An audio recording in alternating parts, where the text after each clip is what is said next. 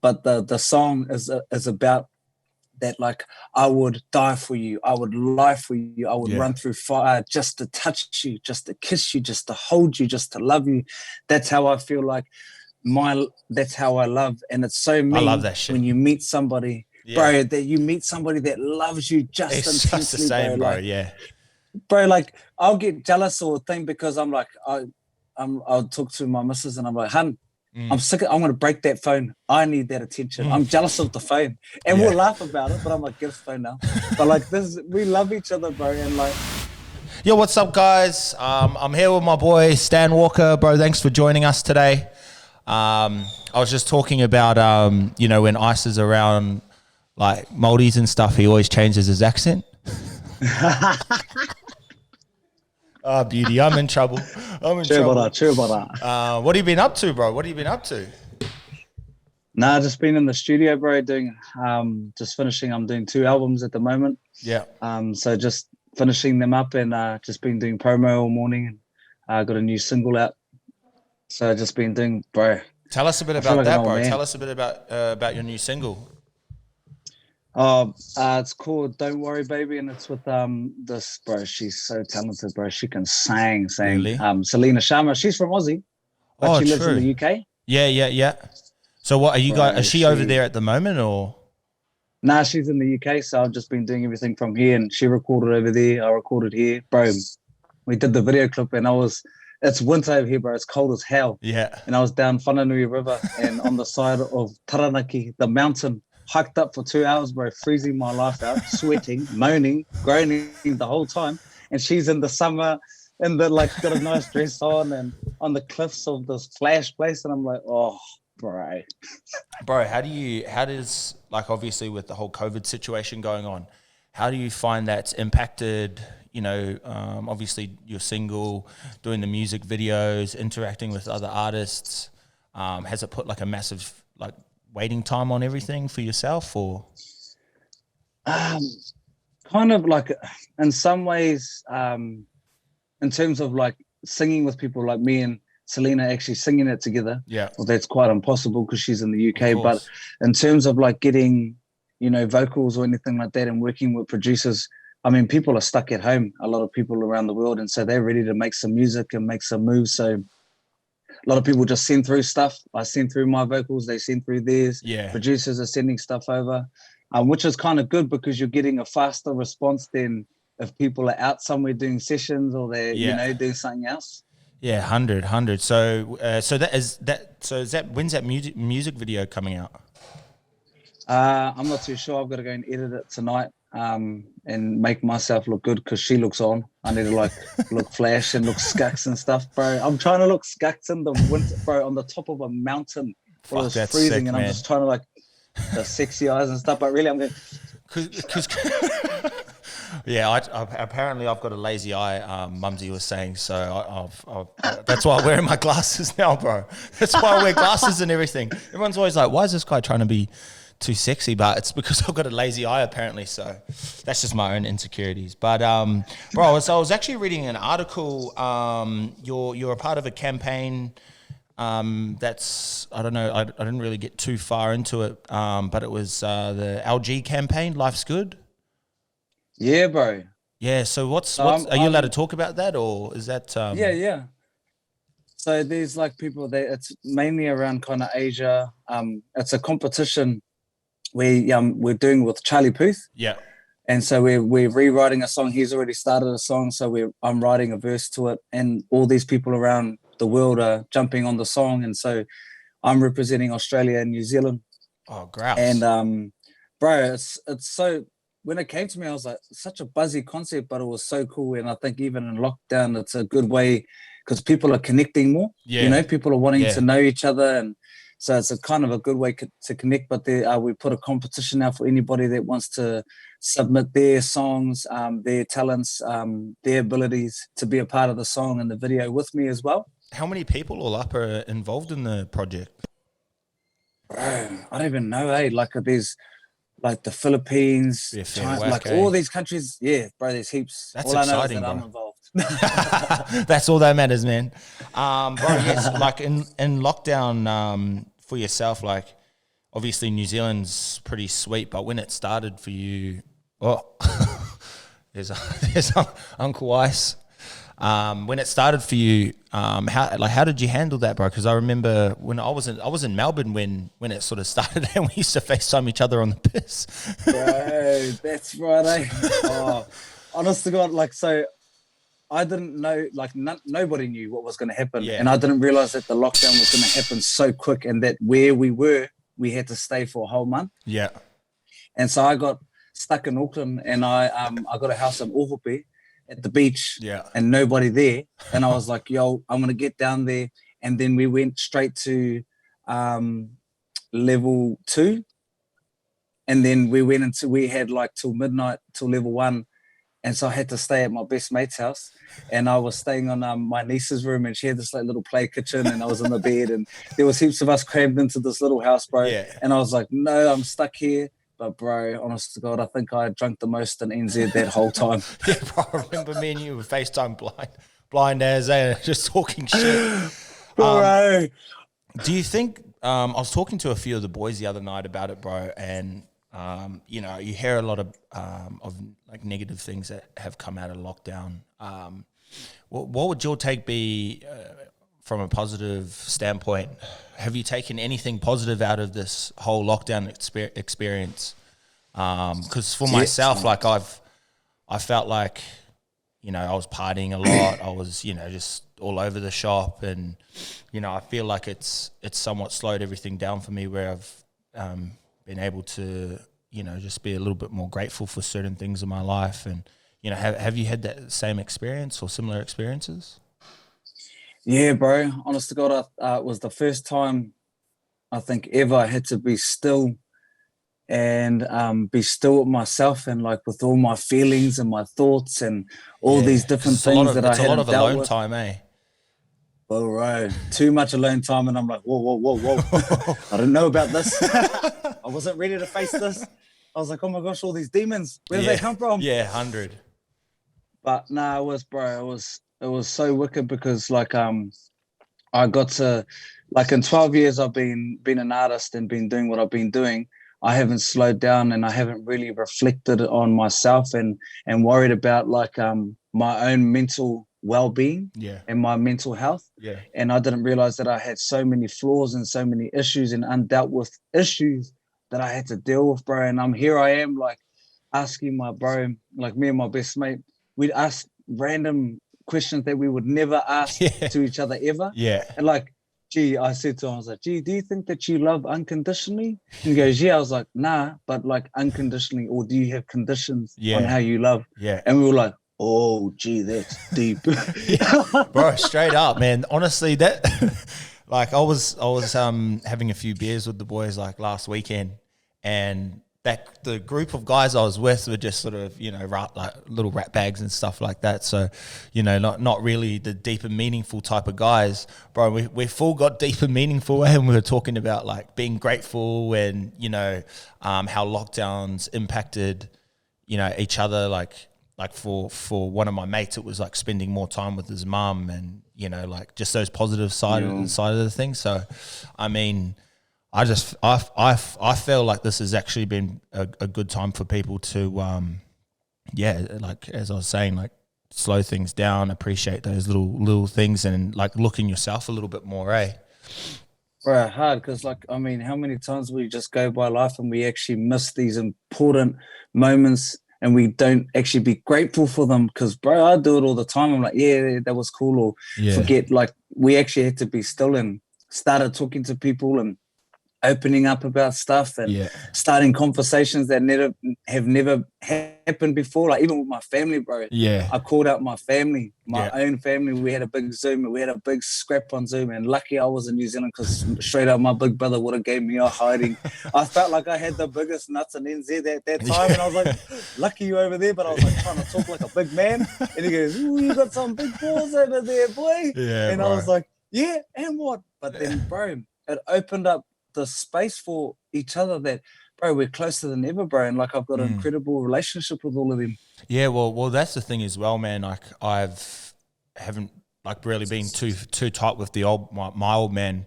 So for me, over this lockdown, bro, him and I have been in a lot more communication and like talking about certain things that happened in the past. And then I just feel like if you're able to look at this time as a positive time to like build on relationships or rebuild relationships that you might have lost, or, you know, reconnect with yourself, man, I think that's like my advice to people, because I always get people hit me up like, fuck, man, this time's tough, and, you know, like some real depressing messages and shit. So, you know, I wanted to get your base on like how would, you know, what would your advice be to people like going through these certain experiences, because I felt like it's brought a lot of trauma up from the past as well mentally. You know what I mean? Like you're just sitting, it's so repetitive, you know, you can't leave the house, or you can only go for one walk, and you can't see too many people, shit like that.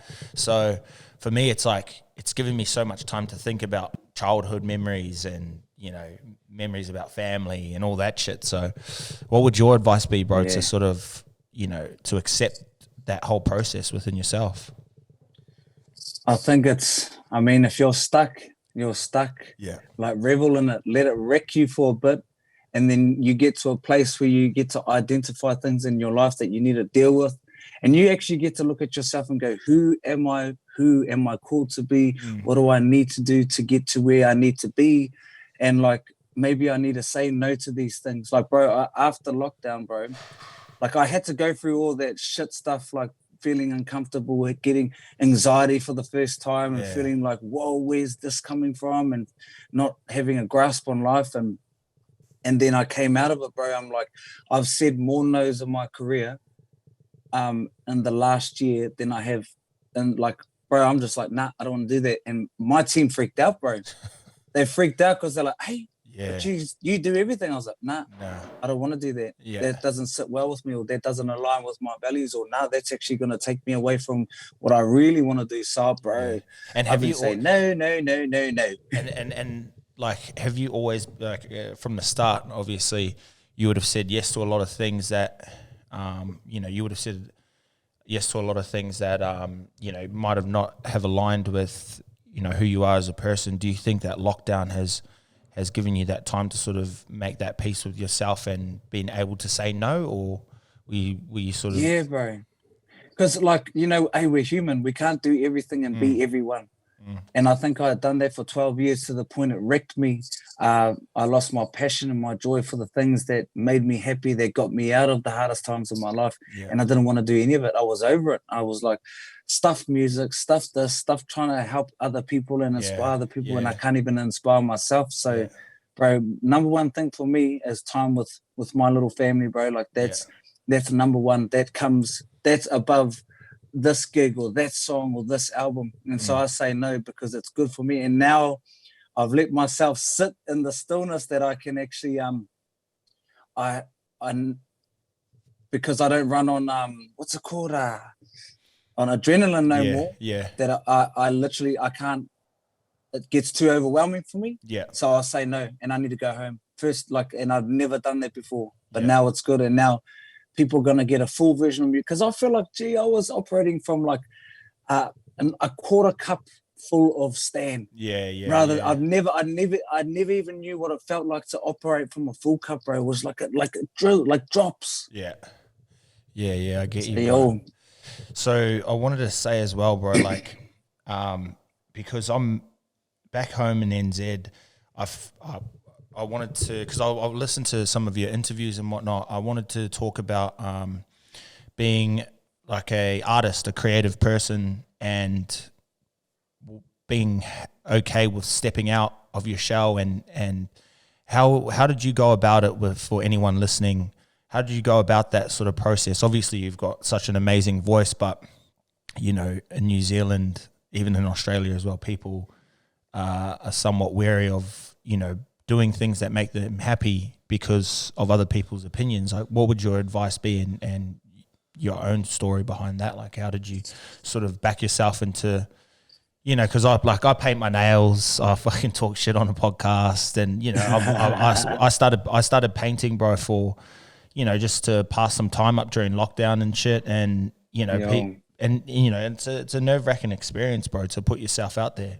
So what would your advice be to people, because New Zealand's full of creative people, bro. And I feel like other people's opinions hold kids back, or they don't even know that, that it's okay to be who they want to be. Yeah, gee, straight, because being brought up, like I grew up on the marae. I grew up staunch Māori. Like that's just who I am. And all Māori Pacifica Polynesians, we grow up with this mentality of stay humble, be humble. But there's a fine line, but a definite line, bro, between humble and shame. Yeah. Like we're shamed to try, shame to succeed, shame to fail, shame to be amazing, shame to do something. It's like we're brought up to lose in a way, bro. Yeah. Because that whole, you better stay humble. I was like, so I can't be confident in myself and know my worth and still be humble. Yeah. So like, bro, I had to kind of, I got my confidence from Australia, bro. Yeah. Because the one thing I love about Aussie, like I grew up in Byron Bay, and like they just like they G themselves up, like, yeah, Lord, we're on, Lord. Yeah, Lord, yeah. Like, Aussies are crazy like that, eh? But like even if like somebody's shit at something, if they're giving it a go, bro, the champion culture in Australia, bro, they just like dive right for their guys, bro. 100. They're like, yo, let's go, you're on. But like me, I used to sit there and go, you're actually pretty shit. Like, why are you doing this? Bro, and I got a revelation, bro. I was just like, well, I'm bringing them down for something that they're trying to do and living their dreams. And what am I doing? Sitting there and just mocking and judging, G. 100. So I had to learn how to be confident in myself that actually I don't care what nobody, like at the same time, G, we're human beings. So we're going to care what people say. You know, we might be a little bit vulnerable one day, and like, I got time to reply to you. I got time to fight you. I seen that. I was cracking up, bro. I was cracking up. And if you honestly take it like a grain of salt, bro, like, because people are going to say what they're going to say regardless. Even if you paint the best picture of what you're trying to do, they're still going to find something to nitpick. So it's just like, whatever. And like, bro, like I get hate all the time, and I get people telling me this and that. And I like 95% of the time, I don't care. I dismiss it. I don't look at it. Yeah. Then that 5% of the time, I'm either petty or I'm just like, okay, let's make, or I'm ready to educate somebody, not to fight them, or I'm just ready to go all in. Like, where's your house? Bro, there's sometimes where like I'll read comments, I'll be like, fuck this cunt, and then I'll end up arguing with them, bro, and then. You know, and then at the end of it, I'm like, "Oh, bro, nice to meet you." And they're like, "Yeah, you too, bro." And then they become like, you know, a supporter, bro. But it's funny, man. It's funny that you say that, man. Like it's scary. Like I remember when I was coming on the podcast with the boys, and it was like I was jumping on with Scope, I was jumping on with Ice. So, but then I remember sitting there in my first actual podcast, and I was like, holy shit, like this is fucking nerve-wracking, man. People back home are gonna give me shit, even for the artwork and stuff, man, like painting and stuff, you know. I found once you step outside your comfort zone, and you know, you'll probably get like maybe a month of people giving you shit, and then you actually start to attract like-minded people, or people that appreciate your talents, or appreciate your time, you know. And I just feel like if you look at it from that point of view, then, you know, you'll get past that little that hater period. Bro, a little hater hump. Yeah. Bro, I seen that you released a book, right? Yo. I was watching an interview on that where you went home, you talked about some childhood trauma, bro. Tell us a bit about your book, man, for a lot of for people that might not know that you've got one out at the moment. It's just a book about my whole life, bro. And you know, it's same thing, bro. We get insecure about things. Like for years, bro, people have been saying, oh, like book companies, they hit me up and they're like, oh, we want you to do a book about your life. And back then, in those years, I was just like, hey, but I haven't even lived my life yet. I'm like, what am I gonna say? Like, you know, and people are gonna go, oh, who are you writing a book about your life? You're only young. When I got asked the last time, bro, I was like, yo, I'm ready. Yeah. Because I feel like I've lived so many lives in my short 100%. Like I'm 31 soon. but I've lived so many different lives in my life that I feel like at this point in my life and in my career and with my platform, that I can help other people who have been through similar things that they probably wouldn't even know that I've been through. Yeah. Everybody thinks, oh yeah, you know, oh, you just got there just doing this. I was like, bro, you don't last 12 years in the industry just by being dumb or just singing. Yeah, I was 100%. like, you got to be on. So I work my ass off. Like 100. I work hard, bro. And I know. And so the book is about everything, bro. I did a book tour in New Zealand. And I had people in their 70s and 80s, bro, and like 20s and all ages coming up to me. They're like, thank you so much for saving my life.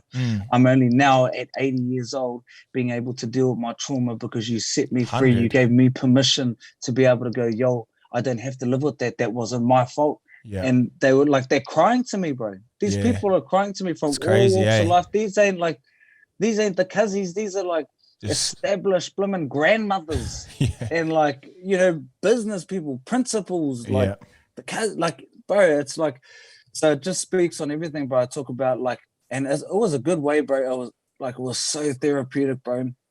And like when I was doing the book, bro, I learned so much about myself that I didn't know. I learned so much that I had forgotten. Yeah. And because you would have been talking about it, you would have been thinking about.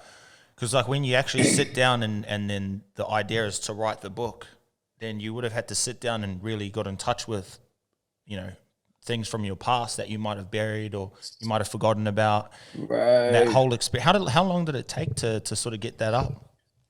It took. Was there times where you were just like, fuck, like I can't, like I just like we had to take a break from it all, or was it sort of like was it therapeutic in a way where you're like it was sort of getting that, because I was watching one of your interviews about I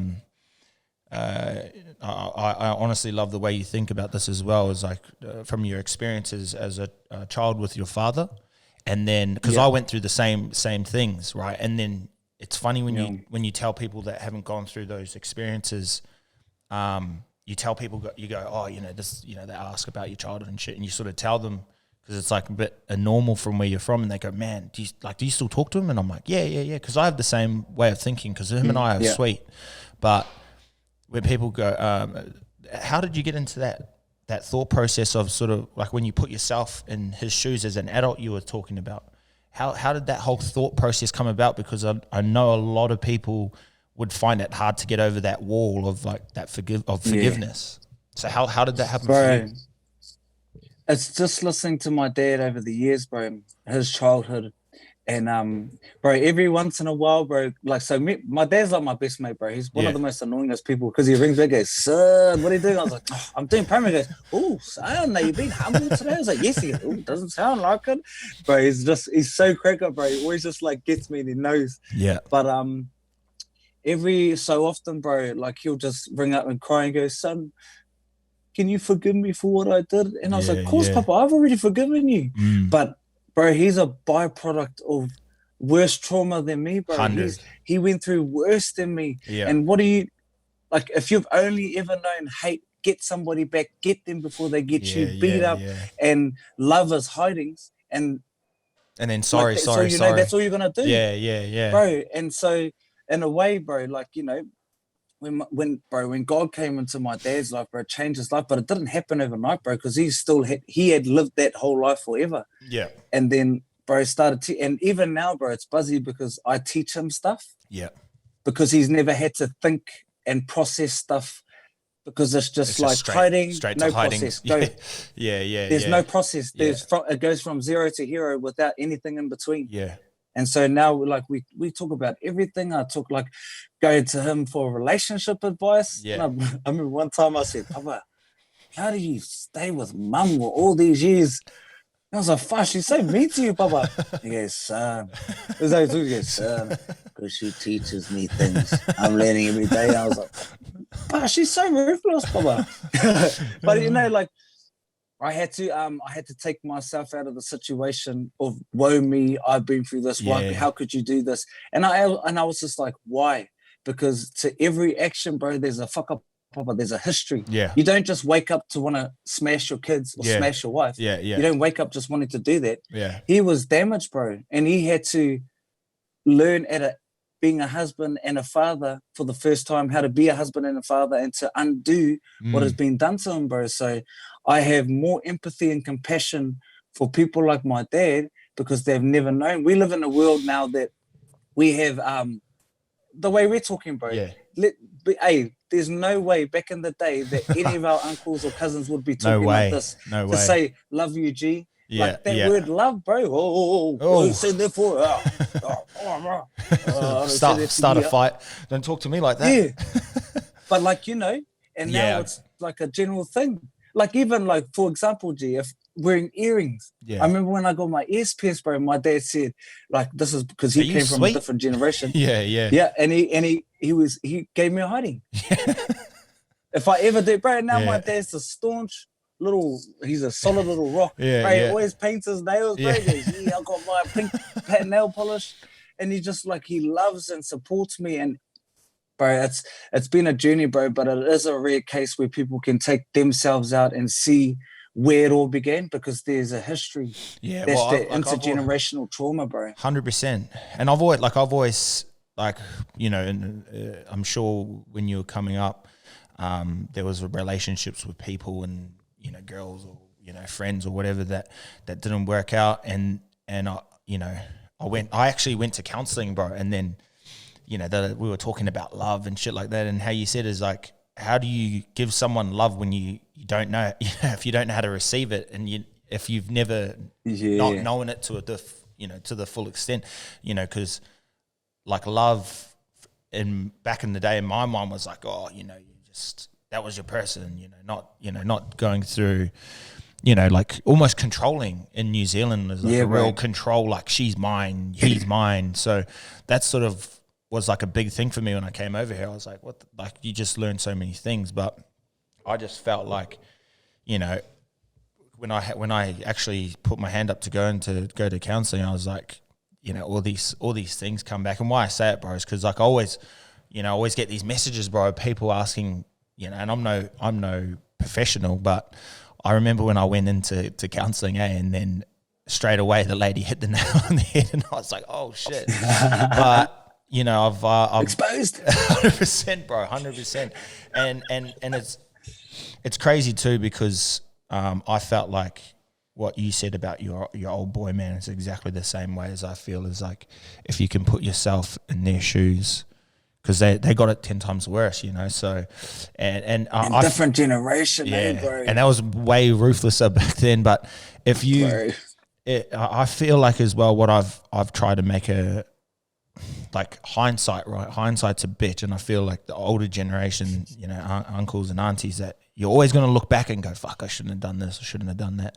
I feel like I would love to initiate the thought process of people knowing if they're doing things wrong now, or like even myself, bro, even with COVID lockdown, my children are up in like Byron, just outside of Byron, and not being able to see them because of the lockdown situation. So for me, I'm like, okay, cool. Either I can fucking, be lazy during this time, or I can say, holy shit, this is a massive wake up call. Like, I need to, try and push through this time. And so, yeah, bro. Yeah, thanks for sharing that, bro. Thanks for sharing that. And good, I wanted to dip in a bit, like still going to relationships, bro. Like, what would your idea be on, like, when I always ask people, like when I'm on the piss, like how do you love? Like when someone goes, I love you, or you tell someone you love them, what is love, bro, in your mind? Like how if someone asks you, what is love? What does it mean to you? Oh, geez. Love is towards a partner, towards yourself. What's your idea? Love is unconditional, and love is an action. The way I love, bro, I love intensely, G. Yeah. I'm intense. How I love, bro. Like, it's not trying to bring in my single, but the song is about that. Like, I would die for you. I would lie for you. I would run through fire just to touch you, just to kiss you, just to hold you, just to love you. That's how I feel like that's how I love. And it's so mean, I love that shit. When you meet somebody, bro, that you meet somebody that loves you just intensely, just the same, bro. Like, bro, like I'll get jealous or thing because I'm like, I'll talk to my missus and I'm like, hun, I'm sick. I'm gonna break that phone. I need that attention. I'm jealous of the phone, and we'll laugh about it. But I'm like, get the phone now. But like this, we love each other, bro. And like, but in that, bro, learning how she needs to be loved and how I need to be loved. We love differently, and we need to be loved and like to be loved differently as well. So it's finding that. But bro, I'm intense, G. Like, I'll die for you, G. I love you to the end of time. Bro, I'm honestly, bro, I'm like that too. I'm like that too. The boys are like, fuck, man, you're a clingy cunt. Like, but I'm exactly the same, bro. I'm like, if I love someone, man, I'm like, I'm all in. I'm all in, man. All in, eh? Yeah, bro. It's like, it's over for whoever you love, eh? It's over for you. I'm like, fuck, like, man. You got me 100%. 24/7. And I love that you can say, bro, that's it, eh? That's it. But then that's the balance of it too, man, because, you know, with your goals and everything like that, I feel like you have to have your own shit going on to like break that up, you know, so you can't. Yeah. Because I feel like back in the day, in the past for me, I'd always put my goals and, you know, my dreams in the back burner to like make that person happy. And then until you end up getting burnt because, you know, you're not focusing on yourself as well. So yeah, I love that you can say that, bro, because I'm exactly the same, man. And honestly, heaps of people. I'm a suck. Bro, I had a cry to my missus last night. Yeah. And I didn't care. Yeah. Bro, she's my best friend, my everything. And I cried to her, bro. Like, that's beautiful. We were together a few years ago, and we were together for like 5 years or something like that. Yeah. We split up, come back together. She had never seen me cry, bro. Yeah. I was so cold in terms of my emotional investment to her. Yeah. And I was like, I struggled with intimacy. Bro, she gets it all, G. She gets it all now. I'm like, Hannah, miss you. Hannah, I want to come home, man. Is she with you at the moment, or are you? No, she's coming tomorrow night. Oh, so she's at home. Grouse. Bro, and your idea on expectations in a relationship, like should you have certain expectations of your partner? Because you know, obviously everyone's like 2021 equality and all that, which is grouse. But I know that like I read this thing. I can't remember who sent it to me, but it was like animals and women and kids are the only thing that gets loved unconditionally. Like men always have to bring something to the table, if you know what I mean. Yeah, like, do you guys have like certain expectations to fill, or is it what type of love? Like, yeah, bro. I don't know if I don't believe in it, but I don't think for me and Lou, it's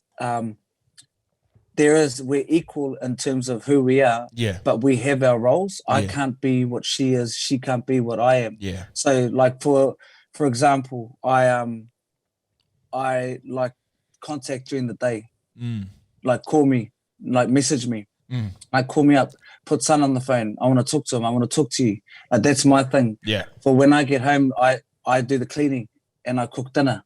Like we do certain things and we have to check in, but I'm very clear of what I want and what I need. And my expectation is if we say something, say I'm a person, like I hate lies, bro, and I hate not being able to do what you say. Yeah. Like I would like to, like, I mean, I failed many times in doing saying I'm going to do something. I didn't do it. So yeah, she's going to watch this and go, fuck, you talking about? You lying little dog. But if we say we're going to do this, let's do it. Because I hate like, okay, we say this when we're together and when I'm gone, it's a whole different situation. Or like we'll talk about, okay, we're going to buy this house and maybe sell this, and then it's a different conversation. So I like, if we're going to say it to each other, it needs to be like through and through. Yeah. Like when we're us and when we're in front of people. And so I just need that, bro, I need attention. I need that quality time, bro. And I need hugs and lots and lots bro, and lots of sex, bro. Bro, straight up. Straight up. Come on. Come on.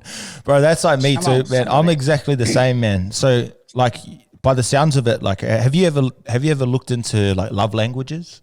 Like love language? So bro, I think I need to really look at them, bro.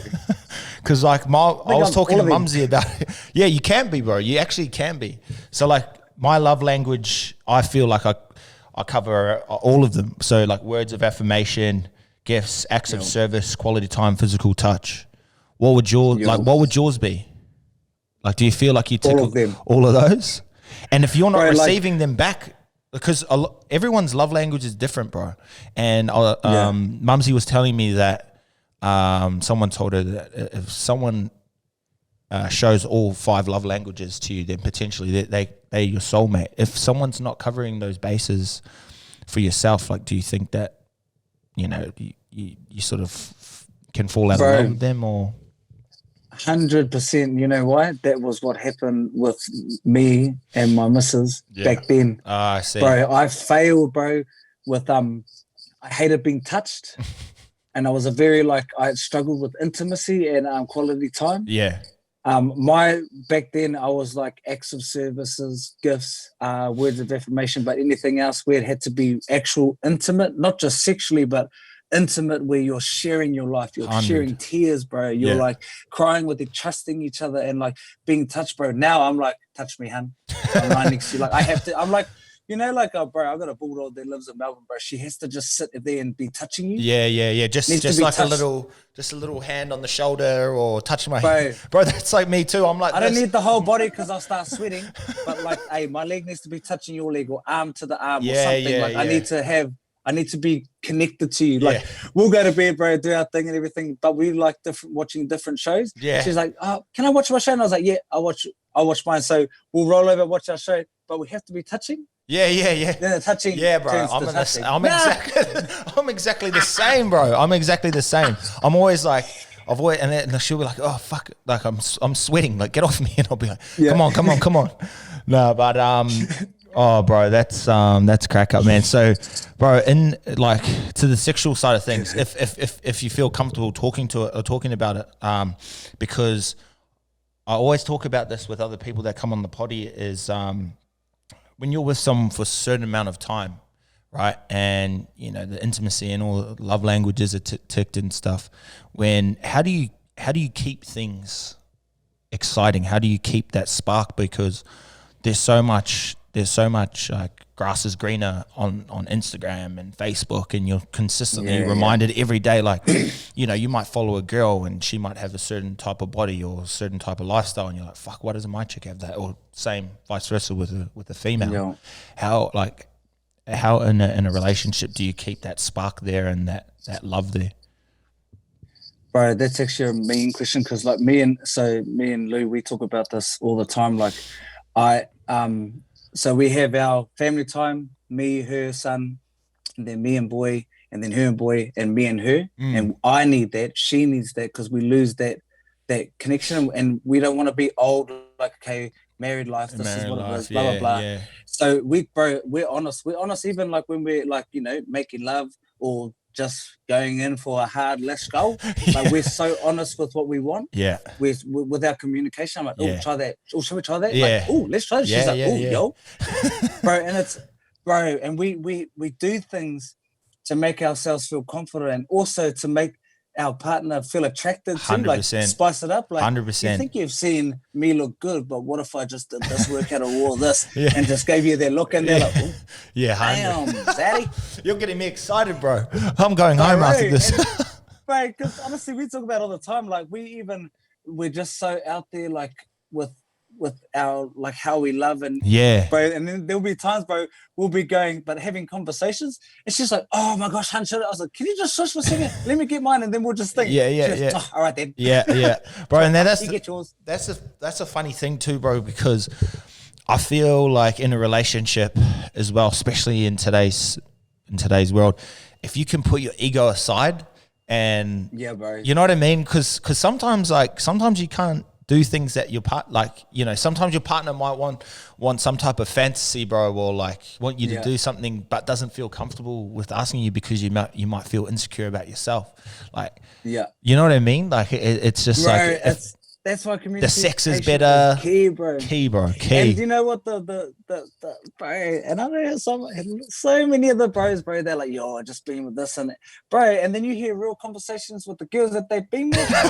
They didn't hit it. 100. You're like, oh, hey, I found it. I heard a different story, man. Yeah, bro, bro, it's true, man. But like, I always get the secret messages like, fuck, I want to ask Mrs. to do this, or I feel like if you can start those communications without an ego, like if your Mrs. can say, I want you to do this to me, or I want you to, or you can tell your boyfriend, I want you to do this to me, then I reckon that like gives your relationship longevity in regards to like that spark, you know what I mean? Because fuck, after a few years, it's just like throw a leg up and fucking have a little wrestle, and then do Bondi to Bronte. But if you can say, hey man, call me fucking Greg, you know what I mean? Call me Greg the milkman or some shit like that, bro. Then that's what would be my advice to spark things up, bro. But, bro, and like honestly, it's like that putting that ego aside, because then you can actually discover new things, bro, and like it's crazy. You can find yourselves in new ways. You're like, oh, I don't know, 100%. That, or damn, yeah. Like, hey, yo, that was all nice. Yeah, bro, and the crack up thing is, what you have to make sure though is if like. I had a mate go, I told him, bro, get your missus to call you another guy's name, bro. And he goes, fuck, that's fucked. And I go, bro, try it. And he goes, bro, fuck. He goes, man, best sex ever. But then he got jealous, bro. She just made up this guy's name, bro. And he's like on her Instagram checking that for the name, like, who's this guy? So you just can't call me Jason Momoa. Oh, bro, game over. Oh, bro, but nah, cuz thanks heaps for coming on, bro. I just wanted to chop it up because heaps of people say that we don't get enough people back home, on NZ to come on and yarn. So thanks heaps for coming on, bro. I really appreciate your time, cuz. Sure, for having me, brother. Ice was saying when the lockdown's all over and you can come back, bro, come over for grouse and a few reds. Oh, right. The brother. I live on the red. Hey, brother. We want you over to come sing, bro. Just make sure fucking Ice doesn't sing, yeah? Yeah. You keep the gat on you, brother. Fuck, man. Lock that guitar down ASAP, bro. Right. We on. Yeah, bro. Grateful as, man. Grateful as, and I'm excited to catch up with you in person, brother.